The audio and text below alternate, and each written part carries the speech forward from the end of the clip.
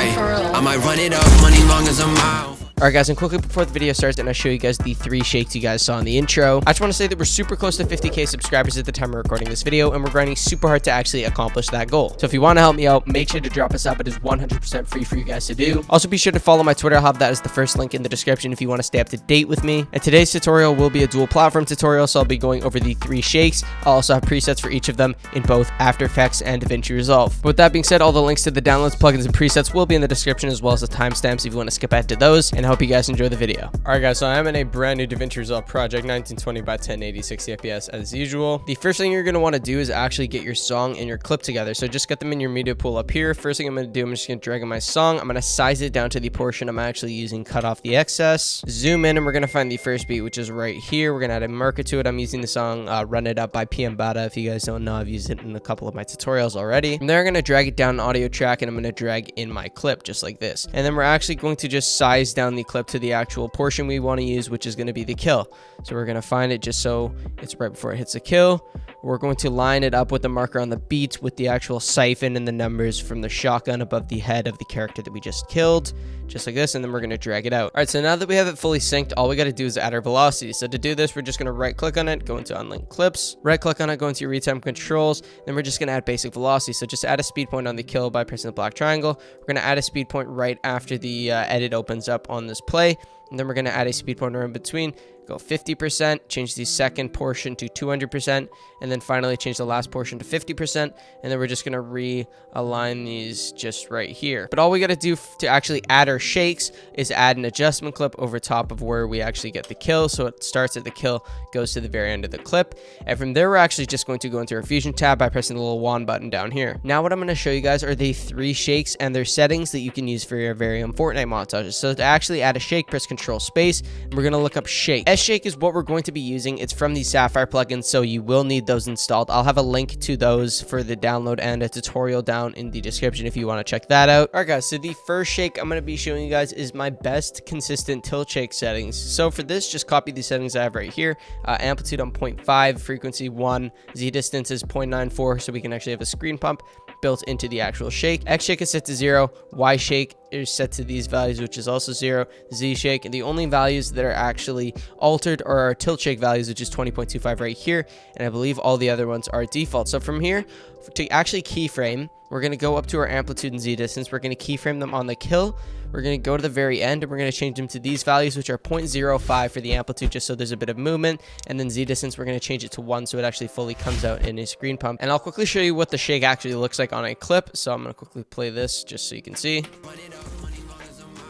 And just like that, we can see that we have a nice tilt shake on our actual kill. All right, so the next shake I'm going to show you to actually increase the effect of the impact is a Y-Shake. So just copy the settings right here. We got the amplitude at 1, frequency at 25, phase at 1.05, Z distance at 1. Just change all these to the values. X-Shake is set to 0, Y-Shake is set to this value right here, so make sure to copy that. And then our Z-Shake set to that, which is none. Tilt shake is set to none because it is strictly a Y-Shake. For this one, we're just going to keyframe the amplitude at the beginning at 1, go 1, 2, 3, 4, 5, 6, 7, 8, 9, 10 frames to the right, and keyframe our amplitude down at 0. And something I'm also going to point out for you guys, if you want to add a RGB effect to any of these, you can just select the shake, go down to channels right here, and change the red amplitude from 1 to something like 2, or even 1.5. I'm going to keep it at 1.5. You can see there is a little RGB distort on the actual clip. So that's 2 shakes down that I've showed you. All I'm going to show you guys now is the build up pre-shake. So for this, just drag in an adjustment clip, cut it whenever, and then go 1, 2, 3, 4, 5, 6, 7, 8, 9, 10, 11, 12, 13, 14, 15, 16, 17, 18, 19, 20, 1, 2, 3, 4, 5, 6, 7, 8, 9, 10, 1, 2, 3, 4, 5, 6, 7, 8, 9, 10, 40 frames back. So just like this, and we're going to go into our fusion tab, make sure it starts at the 40 frame point and then ends on the actual kill because it is a build-up shake. Press Control Space on your keyboard, look up S_shake,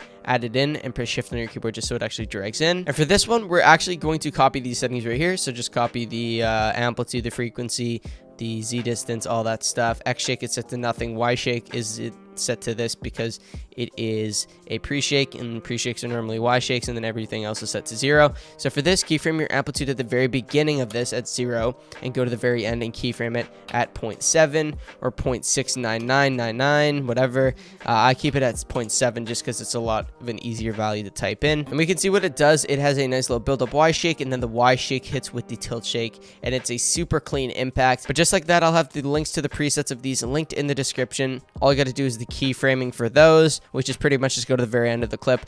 Or if you're doing the Y-shake on the kill, you just go 10 frames after, keyframe the amplitude down at 0. But if you guys did enjoy, make sure to like, comment, subscribe. I'll be taking recommendations for future tutorials in the comments if you guys want to leave a comment down below there. So if there's something you want to learn on the channel in terms of tutorials, whether it's editing, over editing, anything like that, make sure to drop it down below in the comments, and I'll be sure to possibly make a video on it. But with that being said, I'm going to load up After Effects, and I'll see you guys in there. Alright guys, so I am in a brand new After Effects project. I'm in a 1920 by 1080 60 FPS project. So the first thing we're going to do, we're just going to drag in our song. Using the song Run It Up by PmBata. I've used it in a couple other of my tutorials.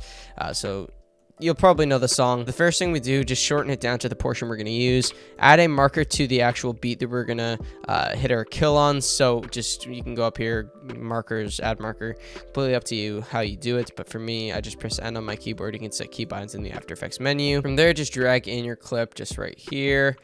And you can just shorten it down until you find the part where you get the kill. So I'm just going to keep on dragging it out just like this until we actually find it right about here, right where the numbers start to appear above their head. So it should be something like this frame, just like this. And what we're going to do to actually add velocity, we're just going to use Twixtor because I have a pretty good Twixtor velocity. So just come up to here to animation, go to apply animation just right here. And then I'm going to go to my presets, go to my velocity. I'll have this in the description, by the way, if you guys want to use that. It's just this velocity right here. And then you can just drag it on just like this. So we can actually put it on the kill and then line up the second last one with the kill, and then depending on it, just adjust it however you like, and something like that should be good. From there, just press Ctrl-Y on your keyboard so we can add an adjustment layer. We're just going to start it on the kill, so it goes from the kill to the very end of the clip. And we're just going to look up shake in our actual effects presets thing just right here. So the first thing you want to do once you've actually added the shake, just copy these settings right here. I'll quickly go through them. X shake is set to none, Y shake set to none, Z shake set to none, tilt shake set to these values right here, 20.25, all that stuff, just because it is a consistent tilt shake and it's looking super nice. So the first thing you want to do for this, just keyframe your amplitude at the very beginning as well as the Z distance, and then all you got to do from there is just go to the very end, keyframe it at 0.05 for the amplitude, keyframe the Z distance at 1, and just like that, you'll see that you have a super clean, consistent tilt shake that has a screen pump. But the next shake I'm going to show you guys, which is the second shake, is the Y shake. So what you're going to do for the Y shake, just copy all the values I have right here. X shake is set to 0, Y shake, copy these numbers right here. And then lastly, the Z shake is set to none. The tilt shake is set to none because it is a Y shake. That's the only important value. And just at the very beginning, keyframe the amplitude, go 1, 2, 3, 4, 5, 6, 7, 8, 9, 10 frames in. And we're going to keyframe the amplitude of the Y shake back down to 0. And now the final shake I'm going to show you guys is the pre-shake. I bet you a lot of you guys came for this specifically, so make sure that you follow along. So all you got to do is just make sure that you have an adjustment clip that lasts from here all the way about 40 frames before. So something like this should work. Just shorten it down just like this. We're just going to drag another S shake on again. By the way, if you don't have the Sapphire plugins, which are required for your S shake, make sure to install them. I'll have a link to the tutorial and download in the description. So for the actual pre-shake, just copy the values I got right here, and then X shake is set to 0, Y shake same values as the other Y shake, Z shake none, tilt shake none. All we got to do for this is the complete opposite of our actual Y shake. So at the very beginning, what we're going to do is we're going to keyframe our amplitude at 0. We're going to go to the actual kill where we get it right before the kill, and we're going to keyframe our amplitude at 1. And what that'll do is it'll make it so it progressively builds up, and then we hit our shot.